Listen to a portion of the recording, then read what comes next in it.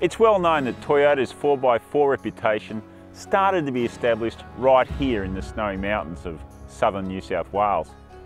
There's some truth to that and a fair bit of PR spin too, but there's absolutely no doubting the fact that FJ25 LandCruisers were here working on the massive snowy hydro and irrigation scheme as far back as 1958. Nearly 60 years on, and the LandCruiser is still with us, and Toyota is Australia's most popular vehicle brand. There's also been an explosion in popularity of SUVs, emphasising the looks sometimes more than the capability, which is why we've not only come back with the LandCruiser to the snowy, we've brought Toyota's newest and least capable SUV, the CHR, with us as well. Our trek through the snowy starts at Tumut, and our plan is to revisit some of the places that the original LandCruiser helped build. Like this, the magnificent Talbingo Reservoir, the last and largest of 16 dams built as part of the snowy hydroelectric and irrigation scheme. It's an appropriate backdrop for a vehicle as imposing as the 200 series LandCruiser. Nearly 5 metres long, weighs in at over 2,600 kilograms, and powered by a 4.5 litre V8 twin turbo diesel engine that makes 200 kilowatts and 650 newton metres. Big country, big vehicle. This Altitude Special Edition will set you back around $100,000 by the time you get it on the road. Those 1950s snowy workers who travelled to the job in FJ25 LandCruisers would struggle to recognise the current cruiser. It's more luxury car than workhorse. It's so quiet and refined and modern. Even the 4x4 system is button operated. From Talbingo, it's on across the roof of Australia, via Kiandra and Cabramurra to a place you could argue is the birthplace of the LandCruiser legend in Australia, the Tumut Tunnel.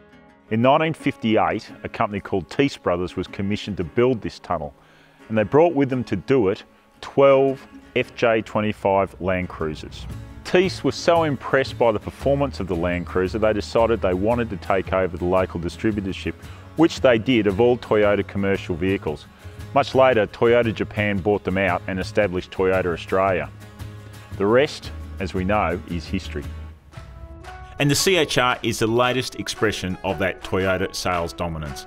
It shares nothing with the Cruiser except its Toyota badge and SUV classification. The CHR is just under 4.4 metres long, weighs less than 1,400 kilograms, and is powered by a 1.2 litre turbo petrol 4-cylinder engine.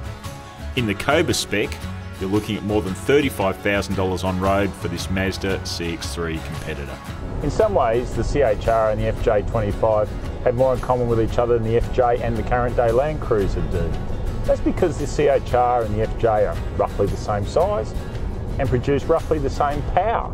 But it drives like a modern passenger car and is rightly lauded as one of the most involving and interesting new generation Toyotas you can buy. Like the Snowy Mountain scheme, a lot of the most interesting bits of the CHR are hidden out of sight. Underpinning the whole thing is a new platform called TNGA, which is critical to the future of Toyota's production vehicle plans, and it delivers improved dynamics for this car. Under the bonnet is a downsized 1.2 litre turbo petrol engine, which still makes 85 kilowatts.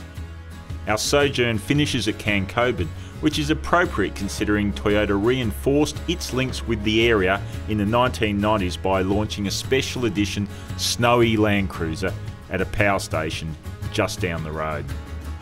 So the Snowy is an incredible combination of beauty and impressive engineering. And coming here in Toyota's reinforces their linkage with this part of Australia and its importance in bringing the Toyota 4x4 heritage to life. Something that 60 years on, with vehicles like these, we're still living with.